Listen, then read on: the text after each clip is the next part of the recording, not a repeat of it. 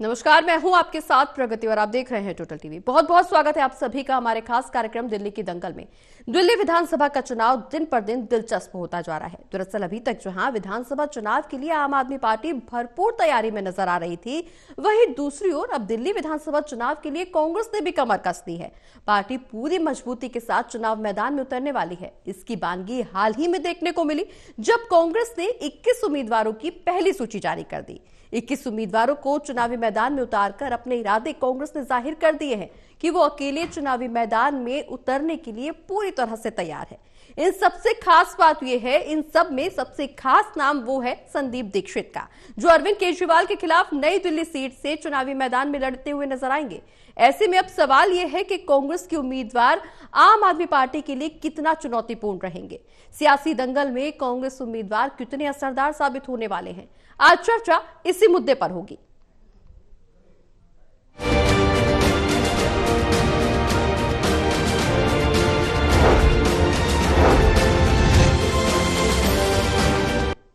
तो दिल्ली के दंगल में चर्चा करने के लिए आज हमारे साथ पैनल में मौजूद हैं associate editor Pradeep Kumar ji, assistant editor ललितायन Kandpal जी और वरिष्ठ पत्रकार प्रणय शर्मा जी। बहुत बहुत स्वागत है आप सभी का। चर्चा की शुरुआत प्रदीप जी आपसे। सियासी दंगल में कांग्रेस ने अपने उम्मीदवार उतार दिए हैं। आम आदमी पार्टी के लिए कितना असरदार साबित होने वाले हैं, कितना चुनौतीपूर्ण रहने वाले हैं?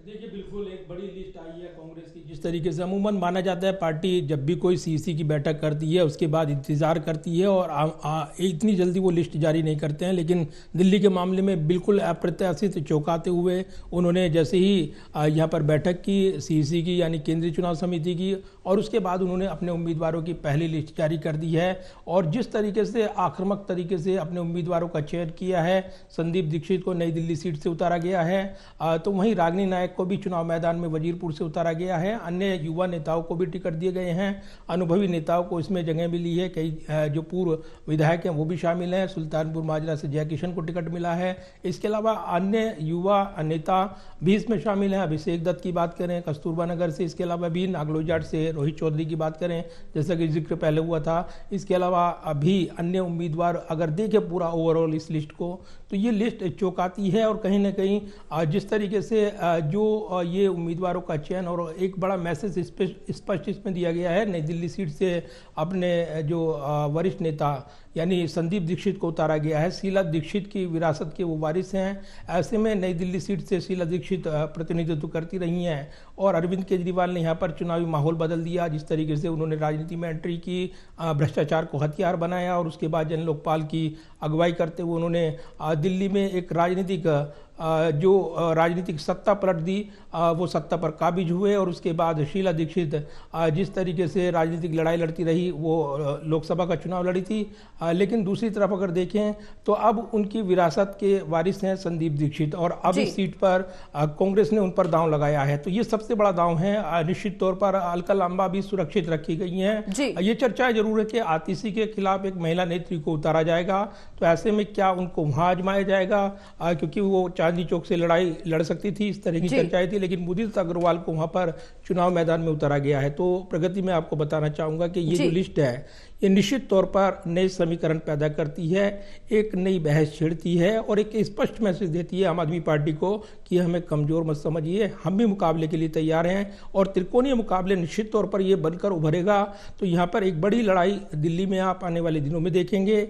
और कहीं ना कहीं चुनौती पेश करते हुए कांग्रेस पार्टी अपनी खोई हुई जमीन को, क्योंकि उसके पास खोने के लिए बहुत ज्यादा कुछ नहीं है, काफी कुछ खो चुके हैं, शून्य से शिखर तक पहुंचने की लड़ाई है। और ऐसे में उनके लिए पाना एक फायदेमंद सौदा होगा, जबकि अगर देखें तो खोने के लिए कुछ नहीं है। तो ऐसे में उनकी लड़ाई एक दिलचस्प मोड़ पर है और इसलिए वो बड़े नेताओं पर आने वाले दिनों में बिल्कुल लड़ाई बेहद दिलचस्प मोड़ पे जाती हुई नजर आ रही है। आने वाले समय में मुकाबला त्रिकोणीय बनता हुआ नजर आ रहा है। लेकिन ललित जी, जिस तरह से अभी तक ये इस बात का अंदेशा लगाया जा रहा था कि आम आदमी पार्टी और बीजेपी के बीच में दिल्ली विधानसभा चुनाव देखने को मिलेगा, यहाँ समीकरण बैठते हुए नजर आएंगे, इन दोनों पार्टियों के बीच में चुनौतीपूर्ण मामला होने वाला है। लेकिन जो 21 उम्मीदवार कांग्रेस ने अपने चुनावी मैदान में उतारे हैं, उससे कहीं ना कहीं ये स्थिति अब स्पष्ट होती हुई नजर आ रही है कि कांग्रेस पूरी तरह से चुनावी मैदान में उतरने के लिए तैयार है। अपने इरादे जाहिर कर दिए गए हैं कांग्रेस की तरफ से। और खास बात जो जिस तरह से संदीप दीक्षित को चुनावी मैदान में उतारा गया है अरविंद केजरीवाल के खिलाफ, वो बहुत चुनौतीपूर्ण होने वाला है। लेकिन ऐसे में अब एक दिलचस्पी इस बात पर भी बढ़ती हुई नजर आ रही है कि बीजेपी अपने पत्ते कब खोलेगी, क्योंकि आम आदमी पार्टी की तरफ से सबसे पहले अपने उम्मीदवारों की घोषणा की गई, दूसरी ओर अब कांग्रेस ने भी अपने उम्मीदवारों को सामने कर दिया है। बीजेपी कब अपने पत्ते खोलेगी और कौन से ऐसे योद्धा होंगे जिनको चुनावी मैदान में उतारकर विधानसभा चुनाव फतेह करने की कोशिश बीजेपी की तरफ से की जाएगी? देखिए, पहले तो मैं आपको एक बात ये बताना चाहता हूँ प्रगति की, जो आपने कहा कि बीजेपी कब अपने पत्ते जाहिर करेगी, तो बीजेपी के पत्ते जाहिर करने को लेकर सेम सवाल मैंने आज जो है दिल्ली बीजेपी के प्रदेश अध्यक्ष वीरेंद्र सचदेवा से पूछा था। तो मैंने उनसे सवाल ये पूछा था कि जब संदीप दीक्षित को कांग्रेस ने उतारा है मैदान में, एक मजबूत उम्मीदवार दिया है, तो क्या भारतीय जनता पार्टी भी मजबूत उम्मीदवार देगी? तो उन्होंने ये कहा था कि भारतीय जनता पार्टी हमेशा ही अपने 70 के 70 उम्मीदवार मजबूत देती है और इस बार भी वो मजबूत देगी। अब ये तो उन्होंने एक पॉलिटिकल बयान दिया और हो सकता है कि जिस तरह से चर्चा है कि वहाँ से भारतीय जनता पार्टी प्रवेश वर्मा को टिकट दे सकती है। जैसा कि खबर मैंने ये खबर भी दी थी कि रमेश बिधूड़ी को कालका जी से मैदान में उतारा जा रहा है पार्टी के द्वारा, और दूसरी तरफ प्रवेश वर्मा वाली खबर हमारे साथी प्रणय ने दी थी कि उनको जो है नई दिल्ली से फील्ड किया जा सकता है। तो देखिए, मैदान में उतरना और मैदान को फतेह करना ये दो चीजें हैं। कांग्रेस पार्टी ने कल अपने 21 उम्मीदवारों के नाम तो जारी कर दिए जी। उसमें सबसे दिलचस्प नाम जो रहा, जैसा कि आपने भी कहा, संदीप दीक्षित का जी। लेकिन जो बाकी नाम रहे हैं वो बाकी नामों में कोई ऐसा कोई नाम नहीं है जिसमें कि एक तरह से देखने को मिले कि भाई पार्टी में कल एक बड़ा बदलाव हुआ है, ड्रास्टिक बदलाव हुआ है। कल हम लोग इसी बात पर डिस्कशन कर रहे थे कि कांग्रेस पार्टी पहली बार ऐसा हो रहा है जब वो चुनावों की घोषणा से पहले अपनी केंद्रीय चुनाव समिति की बैठक कर रही है। और जैसा कि हम लोगों ने कल चर्चा भी की थी और हम लोगों ने जानकारी भी दी थी कि तकरीबन 2 दर्जन नाम आ सकते हैं, तो लगभग 21 नाम सामने आ भी गए। तो अब आप ये समझिए कि पार्टी ने फील्ड तो कर दिया है मैदान में, लेकिन सबसे बड़ी बात है कि एक उम्मीदवार के जीतने के लिए केवल उम्मीदवार का उतरना ही काफी नहीं है, बल्कि पार्टी के पक्ष में पार्टी का संगठन का काम करना ये भी काफी महत्वपूर्ण है। और अगर देखा जाए तो दिल्ली में कांग्रेस पार्टी के संगठन में फिलहाल उतनी मजबूती नजर नहीं आ रही है जितनी कि आम आदमी पार्टी और भारतीय जनता पार्टी के संगठन में है। भारतीय जनता पार्टी के एक बड़े नेता दुष्यंत गौतम से भी मैंने आज ये पूछा था कि बिल्कुल ललित जी इस बीच आपके पास आएंगे, लेकिन प्रणय का रुख भी कर लेते हैं। प्रणय, कांग्रेस ने 21 उम्मीदवारों को चुनावी मैदान में उतारकर अपने इरादे तो जाहिर कर दिए हैं, लेकिन जिस तरह से आम आदमी पार्टी चुनावी मैदान में डटी हुई नजर आ रही है, जिस तरह से ऐलान अरविंद केजरीवाल की तरफ से किया गया कि अकेले चुनावी मैदान में होंगे, इससे जहां तक ये जो समीकरण बैठते हुए नजर आ रहे हैं, आम आदमी पार्टी अब अकेले चुनावी मैदान में उतरने के लिए पूरी तरह से तैयार है। 21 उम्मीदवारों को कितना चुनौतीपूर्ण मान रही है आम आदमी पार्टी, और जिस तरह से कांग्रेस अपने इरादे जाहिर कर रही है कि अकेले ही काफी है और अकेले ही चुनावी मैदान में हम डट कर सामना करेंगे, एक बार फिर से कांग्रेस को जनता चुनेगी, आम आदमी पार्टी के लिए किस तरह से समीकरण बनेंगे और कितना चुनौतीपूर्ण कांग्रेस के 21 उम्मीदवार? देखिए, उससे दे मैं जानकारी दे दूं दर्शकों को कि प्रगति तीसरी जो लिस्ट है आम आदमी पार्टी की वो आज जारी हो गई और तरुण यादव को नजफगढ़ से आम आदमी पार्टी ने मैदान में उतारा है। तो 3 अब तक जो लिस्ट है वो जारी कर चुकी है आम आदमी पार्टी। पहले 11 उम्मीदवारों की थी, उसके बाद 20 उम्मीदवारों की थी और आज 1 उम्मीदवार की नजफगढ़ विधानसभा। ये वही विधानसभा है प्रगति जहां से कैलाश गहलोत चुनाव लड़ते थे और हाल ही में कैलाश गहलोत ने आम आदमी पार्टी छोड़कर बीजेपी का दामन थाम लिया है। तो ये तो रहा आम आदमी पार्टी का अपडेट। बात जहां तक आज कांग्रेस के उम्मीदवारों की हो रही है, तो देखिए इस लिस्ट पर अगर हम गौर करें प्रगति, तो इसमें ज्यादातर वही नाम है जो पिछले एक लंबे समय से, और प्रदीप जी यहां बैठे हैं वो अच्छे से इस पे प्रकाश डाल पाएंगे, लंबे समय से वो अपनी राजनीति उन्हीं विधानसभा क्षेत्रों में करते आ रहे हैं। 2013 के बाद से निश्चित तौर पर कांग्रेस पार्टी के लिए जो समय था वो अच्छा नहीं रहा और लगातार जो गिरावट है वो देखने को मिल रही है। 2015 के भी चुनाव हमने देखे, पार्टी शून्य पर आकर खड़ी हो गई थी, और फिर उसके बाद जो 2020 का विधानसभा चुनाव हुआ उसमें भी पार्टी को कुछ हासिल नहीं हुआ। ऐसे में पार्टी ने अब एक बार फिर से अपने पुराने कद्दावर चेहरों पर ही भरोसा जताया है। अगर आप देखें, चाहे आप देवेंद्र यादव की बात करें, आप सुल्तानपुर माजरा से जयकिशन की बात करें, आप बल्ली मरान से हारून यूसुफ की बात करें, आप अभिषेक दत्त की बात करें। अभिषेक दत्त हालांकि युवा नेता है, वो एक बार विधानसभा चुनाव जरूर लड़े, अच्छा चुनाव लड़े थे। बाकियों के मुकाबले में अभिषेक दत्त ने काफी बेहतर चुनाव लड़ा था। इसके अलावा अगर हम बात करें, संदीप दीक्षित, पहली बार है ये एक्सपेरिमेंट जो कांग्रेस पार्टी कर रही है कि उन्हें नई दिल्ली से मैदान में उतारा है, शायद क्योंकि वो एक सीएम पुत्र रहे हैं। तो ऐसे में ये कारण हो सकता है कि अरविंद केजरीवाल के खिलाफ उन्हें मैदान में उतारा गया है। तो कांग्रेस पार्टी ने 21 उम्मीदवार उतार दिए हैं।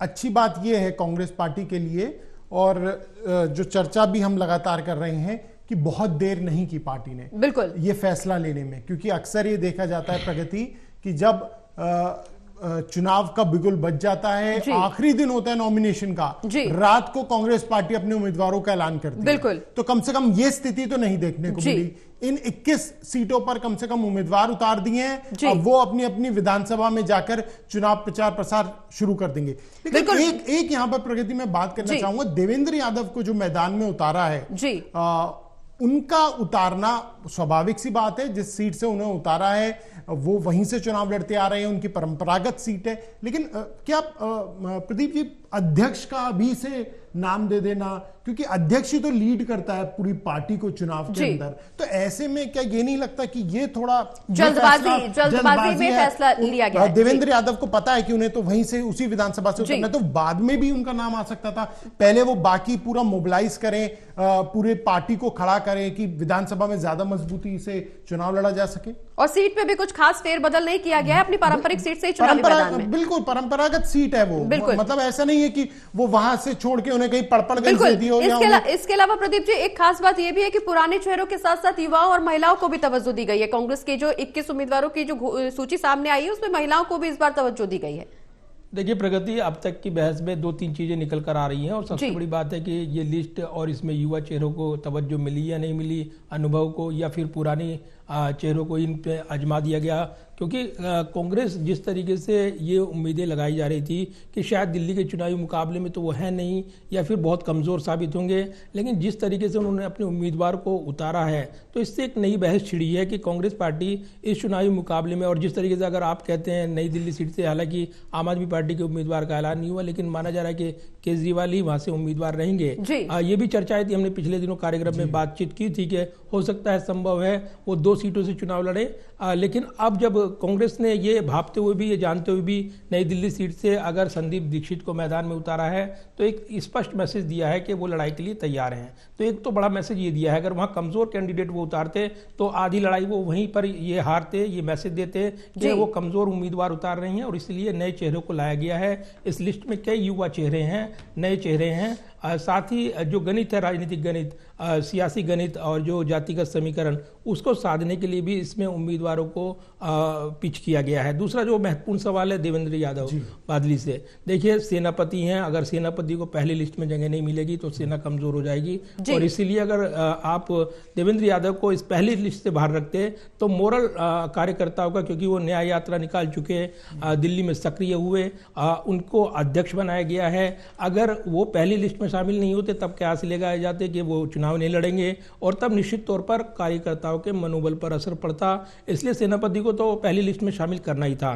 तो देवेंद्र यादव को इसलिए शामिल किया गया है कि वो चुनाव लड़ेंगे। रही बात उनके लड़ने से क्या उनके जो संगठन की क्षमता पर क्या असर पड़ेगा, ऐसा अमूमन होता है कि जब कमेटी काम करती है, और अभी चुनावी मुकाबला वो काम करते रहेंगे, उसमें उनके उससे फर्क नहीं पड़ेगा। लेकिन अगर वो पहली लिस्ट में शामिल नहीं होते तो मुझे लगता है कि ये मैसेज जरूर जाता है ग्राउंड पर कि सेनापति चुनाव नहीं लड़ रहे हैं, पहली लिस्ट में शामिल नहीं है, तब उनके नेतृत्व पर सवाल उठते, और शायद इसीलिए इसको यहाँ लेकर यहाँ पर जो पहली लिस्ट है उसमें अनुभव के साथ युवा नेताओं के साथ यानी दिल्ली के जो अध्यक्ष हैं उनको भी चुनाव मैदान में उतारा गया है और स्पष्ट मैसेज दिया गया है कि लड़ाई जो है एक दिलचस्प लड़ाई कांग्रेस लड़ने के लिए तैयार है, बड़ी मुकाबले के लिए वो तैयारी कर रही है। और इसलिए इससे हमने कई नेताओं से आज बातचीत करने की कोशिश की है आम आदमी पार्टी के, लेकिन उन्होंने कहा कि वो चुनाव लड़ रहे हैं। हाँ ठीक है, लड़ें, सभी लड़ते हैं, लेकिन ये सबसे बड़ा पहलू है कि अभी तक इस लिस्ट पर किसी जिस तरीके से जो हम उम्मीद कर रहे थे कि कोई बड़ी टिप्पणी आएगी या इस पर कोई एक नया नजरिया पेश करेगी आम आदमी पार्टी, वो नहीं हुआ है। तो पर्दे के पीछे से जो हम देख रहे हैं कि राजनीतिक तौर पर घमासान चलता है, उसको अब सतह पर लाते हुए कांग्रेस पार्टी भी ये दांव खेल रही है। दबाव की राजनीति का ये प्रेशर पॉलिटिक्स जो होती है जब चुनावी मुकाबले से पहले होती है, क्योंकि अगर आप उम्मीदवार उतारने में देरी करते या सीईसी की बैठक के बाद नाम होल्ड पर रख लेते तब बड़े सवाल उठते। और इसीलिए जिस तरीके से सीईसी की बैठक हुई और उसके बाद ये लिस्ट सामने आई, युवा चेहरे भी इसमें शामिल है, अनुभवी नेताओं को शामिल किया गया है, तो ये कहीं ना कहीं एक संतुलित अभी तक की लिस्ट मानी जा रही है। सवाल इसलिए था कि आपको ध्यान होगा जब बीजेपी, जो किरण बेदी को फेस बनाया गया था और सतीश उपाध्याय का चुनाव लड़ने की बात चल रही थी बीजेपी में, तो पार्टी ने कहा था कि उन्हें चुनाव नहीं लड़ाया जाएगा। बिल्कुल, वो पार्टी के अध्यक्ष हैं और अध्यक्ष का काम होता है कि वो पार्टी को लीड करें, देखें कि चुनाव सही से मैनेज हो रहा है। और अभी तक वीरेंद्र सचदेवा का भी क्लियर नहीं है कि वो चुनाव लड़ेंगे या नहीं लड़ेंगे, वो चुनाव लड़वाएंगे। देवेंद्र यादव का क्लियर है कि वो चुनाव लड़ेंगे, लेकिन क्या यहां पर कांग्रेस ने थोड़ी जल्दबाजी करी है कि पहले निकाल दिया ये नाम? वो स्वाभाविक है, देवेंद्र यादव को तो चुनाव लड़ना ही है। नहीं, ये सवाल इसलिए उठ रहा है कि चुनावी मुकाबला क्योंकि बिगुल नहीं बजा, लिस्ट आ गई। और अगर ये सवाल इस तरीके से हम देखें कि उठ रहे हैं, तो इससे ये जोड़कर ना देखा जाए कि इसमें अगर सबसे बड़ा सवाल ये है कि देवेंद्र यादव की भूमिका पार्टी में संगठन को लेकर वो काम कर रहे हैं, लेकिन अब वो चुनाव लड़ेंगे, प्रचार से दूर रहेंगे। वो अभी अगर पहली लिस्ट में शामिल नहीं होते तो मेरा मानना है कि कहीं ना कहीं ये एक बड़ा निगेटिव मैसेज जा सकता था, और इसीलिए देवेंद्र यादव को लाया गया है इस लिस्ट में। देवेंद्र यादव और कांग्रेस, मैंने पहले कह रहा हूं कि कांग्रेस के पास नई शुरुआत करनी है दिल्ली में, और खोने के लिए कुछ नहीं है, पाने के लिए बहुत कुछ है, और इसीलिए देवेंद्र यादव को बिल्कुल कांग्रेस खैर नई शुरुआत करती हुई दिल्ली में नजर आ रही है, क्योंकि हाल ही में जब हरियाणा के जो चुनावी नतीजे सामने आए, निश्चित तौर पर कांग्रेस को बहुत बड़ा झटका लगा। शायद यही वजह है कि कांग्रेस इस बार कोई रिस्क लेने के मूड में नहीं है, पहले से ही पूरी तैयारी दिल्ली में देखने को मिल रही है। और जिस तरह से उम्मीदवार चुनावी मैदान में उतारे गए, एक अलग ही बात की इस बात की भी निकल करके सामने आ रही है कि कांग्रेस अकेले चुनाव लड़ने में अपने आप को सक्षम जाहिर करना चाहती है। हालांकि क्या कुछ नतीजे निकल करके सामने आएंगे, कौन सी पार्टी कितनी सक्षम, ये जब चुनावी नतीजे सामने आएंगे तब चर्चा का विषय होगा। लेकिन ललित जी, इस बीच एक दिलचस्पी इस बात पर भी बढ़ती जा रही है कि सीएम फेस कौन होगा, क्योंकि बीजेपी ने तो अभी तक अपने चुनावी मैदान में उम्मीदवार ही नहीं उतारे हैं। सीएम फेस कौन होगा, इसको लेकर के भी एक चर्चा अलग ही एक बहस छिड़ी हुई है, क्योंकि कहा यह जा रहा है कि जिस तरह से हरियाणा में सबसे पहले बीजेपी ने अपने उम्मीदवारों का ऐलान किया था और उसके बाद बगावत देखने को मिल गई थी, क्या यह स्थिति दिल्ली विधानसभा चुनाव में न बने? इसलिए दोनों ही पार्टियों के चुनावी मैदान में उम्मीदवारों को देखने के बाद जिस तरह से समीकरण बनेगा, उस तरह की रणनीति बनाकर के बीजेपी अपने उम्मीदवारों को पेश करेगी। देखिए प्रगति, सामान्य तौर पर हमने देखा है कि कांग्रेस पार्टी में हमने जिस तरह से बगावत देखी थी हरियाणा में, भारतीय जनता पार्टी में भी जबरदस्त बगावत हुई थी वहां पर, और कई नेताओं ने इस्तीफा भी दिया था। उसके बाद कई नेताओं ने खुलकर नाराजगी भी जाहिर की थी। जी, आपने जो कंसर्न रेज किया है, मुझे लगता है कि इस बार भारतीय जनता पार्टी के सामने कंसर्न ये नहीं है, लेकिन फिलहाल माना यह जा रहा है, जो अभी जानकारी निकलकर सामने आ रही है, कि पार्लियामेंट का सेशन होने के बाद, यानी कि पार्लियामेंट का सेशन जैसे ही खत्म होगा, उसके बाद 25 तारीख से पहले जो है भारतीय जनता पार्टी भी पहली सूची जारी कर सकती है। जी, और भी मैं आपको एक अपडेट और देना चाहता हूं। जी, इस बीच चुनाव आयोग की तैयारियां भी जोरों पर चल रही हैं। कल ही जो है दिल्ली के मुख्य चुनाव आयुक्त जो हैं, उन्होंने अपने सारे दल बल के साथ, सारे आरओज के साथ जो है बैठक की है, चुनाव की तैयारियों का जायजा लिया है, और माना जा रहा है कि आने वाले 1-2 दिनों में जल्द ही उनकी मुख्य चुनाव आयुक्त के साथ बैठक होगी। मुख्य चुनाव आयुक्त दिल्ली की परिस्थितियों का जायजा लेंगे, और उसके बाद दिल्ली में भी अब जो है केवल हम टिकटों पर चर्चा ना करें, बल्कि कभी भी जो है चुनाव की भी घोषणा हो सकती है। बिल्कुल, तो ये बात कर चलिए कि अगर चुनाव की घोषणा हो जाती है, तो अगर भारतीय जनता पार्टी 25 तारीख से पहले भी टिकट दे देती है, तो भी भारतीय जनता पार्टी के सामने जो है ये एक परंपरागत तरीके से बिल्कुल अलग तरीके से ही होगा कि वो टिकट देने जा रही है। जैसे कांग्रेस ने अपनी परंपरा तोड़ी है तो भारतीय जनता पार्टी के लिए भी होगा। और आज वीरेंद्र सचदेवा भी जिस बात से कह रहे थे कि बहुत जल्द ही जो है बीजेपी भी अपने उम्मीदवारों का ऐलान करेगी। बीजेपी के लगभग सभी नेता कह रहे हैं कि उनकी पार्टी में पूरा सिस्टम होता है जहां सीईसी होती है, कोर कमेटी होती है, सभी लोग होते हैं। तो कुल मिलाकर अगर देखा जाए, एक बात मैं और भी कहना चाहूंगा, ये प्रदेश अध्यक्ष को लेकर जो चुनाव लड़ने की बात पर हमारे दोनों साथियों ने चर्चा की जी, इसमें हमने देखा था कि भारतीय जनता पार्टी ने हरियाणा में जो है अपने प्रदेश अध्यक्ष को मैदान में नहीं उतारा था। बिल्कुल उनका वहां पर यह मानना था कि प्रदेश अध्यक्ष अगर संगठन में काम करता है, क्योंकि प्रदेश अध्यक्ष से सारी चीजों को मोबिलाइज करता है, प्रदेश अध्यक्ष चुनाव प्रचार की कमान को तेज करता है, जहां जहां पर कमी होती है उन सब चीजों को देखता है। अगर वही चुनाव में बिजी हो जाएगा तो फिर उसके बाद हो सकता है कि प्रचार का कार्यक्रम जो है उतनी तेजी से आगे ना बढ़ पाए। अब यहाँ देवेंद्र यादव को ही जो मैदान में उतार दिया गया है, देखना ये होगा कि क्या भारतीय जनता पार्टी का आलाकमान वीरेंद्र सचदेवा को भी मैदान में उतारता है या हालांकि उनके नाम की चर्चा चल रही है, बिल्कुल उन्हें पार्टी पटपड़गंज से फील्ड कर सकती है, कई और जगह भी नाम चल रही है, लेकिन बीजेपी का यहाँ देखना होगा कि क्या दिल्ली में वो उन्हें फील्ड करती है या नहीं करती। लेकिन ललित जी, चर्चा इस बात की भी है कि बीजेपी के तमाम नेता ये बात भी कह चुके हैं कि जिसका मीडिया में नाम चलता है उसी का नाम कटता है। बीजेपी का ये अपना स्ट्रेटेजी है। कई नेताओं ने इस तरह के बयान दिए, चाहे वो हरियाणा की का जिक्र करें या महाराष्ट्र का जिक्र करें, अब ये दिल्ली में भी जिक्र कर लें कि हमेशा नेताओं का यही कहना है कि जिसका मीडिया में नाम सबसे ज्यादा चलता है उसी का नाम बीजेपी काट देती है। तो हालांकि वीरेंद्र सचदेवा का नाम यहाँ पर चर्चा में जोर पकड़ता हुआ नजर आ रहा है, लेकिन जब सूची सामने आएगी तब इस बात का जिक्र किया जाएगा कि चर्चा में नाम शामिल हुआ है या कटा है, ये आगे का विषय होगा। लेकिन प्रणय, जिस तरह से संदीप दीक्षित को सीएम फेस के तौर पर कांग्रेस ने चुनावी मैदान में उतारा है, आम आदमी पार्टी की तरफ से सीएम फेस कौन होने वाला है? क्या अरविंद केजरीवाल पर मोहर लगाई जाएगी या एक बार फिर से महिला सीएम का ही चुनाव यहां पर होता हुआ नजर आएगा? देखिए प्रगति, ये तो सभी जानते हैं कि अरविंद केजरीवाल के चेहरे पर ही पूरी आम आदमी पार्टी टिकी हुई है और अरविंद केजरीवाल के चेहरे पर ही आप देखिए, कल भी जो महिला सम्मान योजना की बड़ी घोषणा की गई वो अरविंद केजरीवाल ने की। और जब हमने भी मुख्यमंत्री आतिशी से बात की थी तो वो भी लगातार अरविंद केजरीवाल के बारे में ही चर्चा कर रही थी और उन्होंने कहा था कि उनके विजन को आगे इंप्लीमेंट किया गया है। अरविंद केजरीवाल ने इस्तीफा सिर्फ जो लगातार उनके ऊपर आरोप लगाए जा रहे थे कि उन्हें सत्ता से मोह है, वो अपना सरकारी आवास नहीं छोड़ सकते, उनके ऊपर आरोप लगे हैं, वो उसके बावजूद वो सत्ता पे मौजूद हैं, कुर्सी पे मौजूद हैं, उसके चलते उन्होंने इस्तीफा दिया था। और इस्तीफा देते वक्त उन्होंने कहा था कि अब ये फैसला जनता करेगी कि आखिर कौन सच्चा है और कौन झूठा है, और वो विधानसभा चुनाव में अब जा रहे हैं। तो ये तो साफ है कि अरविंद केजरीवाल के ही चेहरे पर ये पूरा चुनाव केंद्रित है आम आदमी पार्टी का, और उन्हीं के चेहरे पर जो चुनाव है वो लड़ा जाएगा। एक और बात मैं यहाँ कहना चाहूंगा, यहाँ पे ललित ने जो बात कही वो ठीक थी कि हरियाणा में इस तरह से किया गया और ये बीजेपी की शैली भी रही है प्रगति। बिल्कुल आप देखिए, सिर्फ हरियाणा नहीं, बाकी जो राज्य हैं वहां भी जब चुनाव होते हैं, जैसे मैंने सतीश उपाध्याय का जिक्र किया, एक अहम बात ये है प्रगति कि अगर बीजेपी वीरेंद्र सचदेवा को मैदान में उतारती है, पहली बात तो ये देखना होगा कि क्या पहली लिस्ट में ही उनका नाम होगा या नहीं।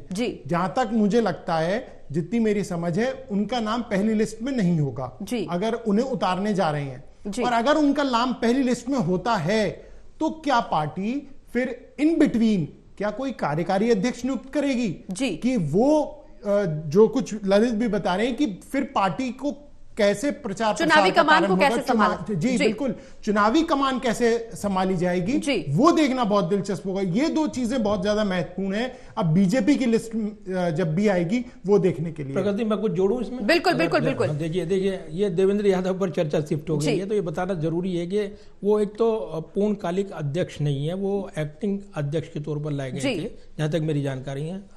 और दूसरा ये कि देवेंद्र यादव की जो भूमिका संगठन में और जिस तरीके से वो खड़ा करने की कोशिश कर रहे हैं, तो उसमें आला कमान का जो नेतृत्व का जो महासचिवों की भूमिका होती है, उसमें हमने देखा दीपक बाबरिया विवादों में आ गए, ऐसे में जितेंद्र बघेल को लाया गया वहाँ पर और वो मीटिंग में सक्रिय हुए, तो वो रिपोर्ट करते हैं। अभी जो बैठक हो रही हैं संगठन को लेकर, स्क्रीनिंग कमेटी बनाई गई और जो अन्य कमेटियां बनाई गई हैं वो अपना काम कर रही हैं। तो अब जो सबसे बड़ा है कि कांग्रेस अगर अपने बड़े चेहरों को नहीं उतारेगी दिल्ली में, जब ऐसे वक्त वो मुश्किल दौर से गुजर रही है, तो ये निगेटिव मैसेज जाता है और इसलिए शायद देवेंद्र यादव को पहली लिस्ट में शामिल किया गया।